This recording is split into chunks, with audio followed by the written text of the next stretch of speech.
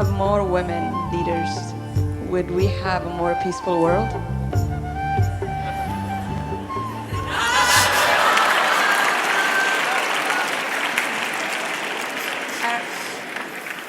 I actually think that right now women have a big responsibility to lead a lot of the transformation that's happening around how we define success, how do we define work, because basically the world as it is now has been designed by men and it's not working.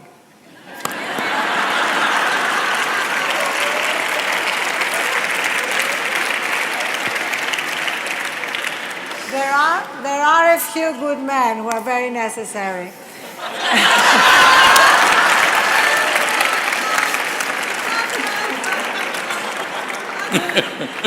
But if you think of it, we had the first women's revolution, which was women getting the vote. The second women's revolution, which was led by Betty Friedan in the States and Gloria Steinem, which is basically having access to every job at equal pay, every position at the top of every field. And now I think there is a third women's revolution, which is redefining what success and work are. So instead of simply saying, I want to be at the top with you where you are, just saying, is this really the best way to run a business? Is this the best way to run our world? And women are saying no. Many, many women are saying we need to actually change the corporate structure in which we are competing, change the political world in which we are competing, not just compete on the terms that men created. And you know what? When these changes happen, and they are happening, men are going to be incredibly grateful.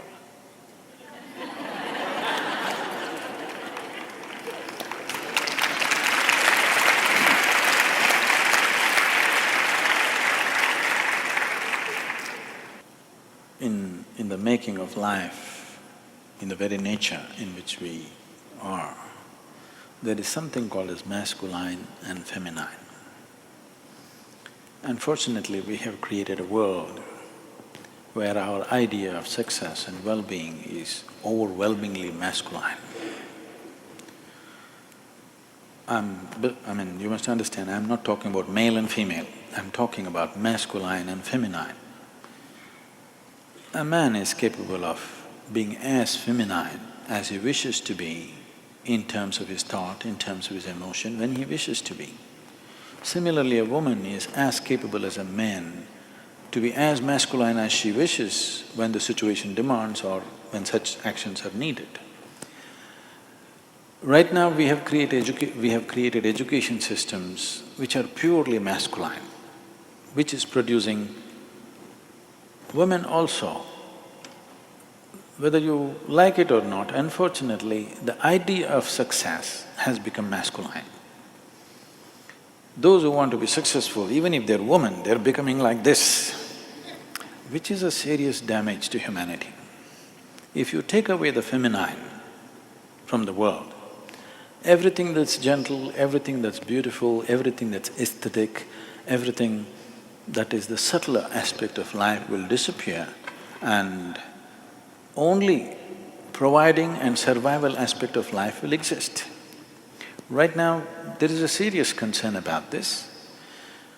See, 25 years ago, in a normal conversation, nobody would think it's worthwhile discussing economy, isn't it? We talked about the weather, we talked about juicy things in the town. We never talked about the economy. Today in every conversation, everybody is talking about the economy. Economy means livelihood, economy means providing. This is purely masculine in nature.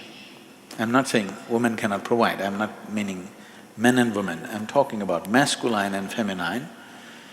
If you make the society so overwhelmingly masculine, you will obliterate the feminine.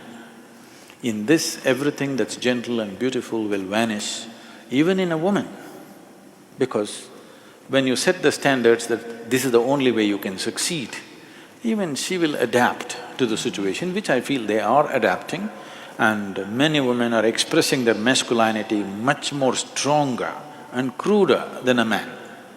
It is happening. This is distressing because, if I'm allowed to share something from my life,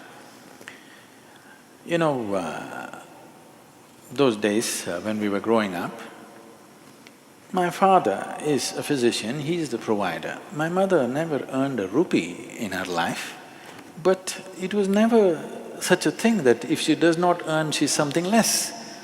No, she was the most valued person. As a child, when I look back and see, with all due respect, when I look back and see in the way my life evolved, I could very easily live without my father, but I cannot imagine my life without my mother. She never earned anything, but that's not the point. Where the money came from didn't make a difference, but how it was done in the home was everything. I must tell you these simple things. She did everything in the house, from stitching to embroidering to cooking to everything, because she wouldn't want anybody else to do it for her husband and children. She wants to do it herself. If we travel somewhere, if we have to sleep, if she saw an empty pillowcase, when you travel somewhere else, there's just white pillowcases, she would say, how can children sleep on empty pillowcases? And she would pull out her needle and thread right there. In 5 minutes, she stitched a small little parrot or a flower.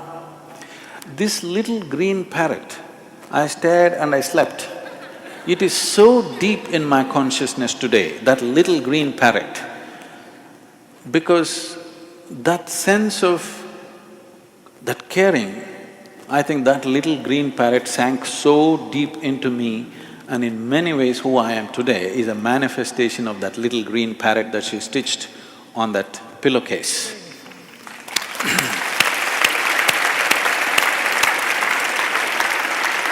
So, this is feminine. I'm not saying everybody has to embroider, but I'm saying that sense of concern is feminine, and this needs to happen. In the system of yoga, when the Hatha yoga is a common word being used everywhere without knowing the meaning generally.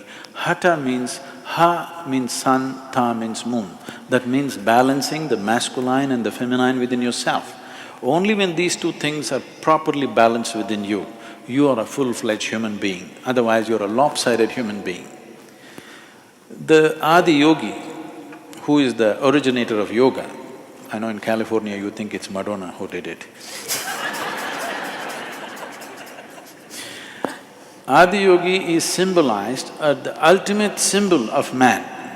And how he is symbolized is, all the images are, one half of him is woman, another half is man. He is the ultimate man, but one half is woman, another half is man, because a true human being is an equal balance between masculine and feminine.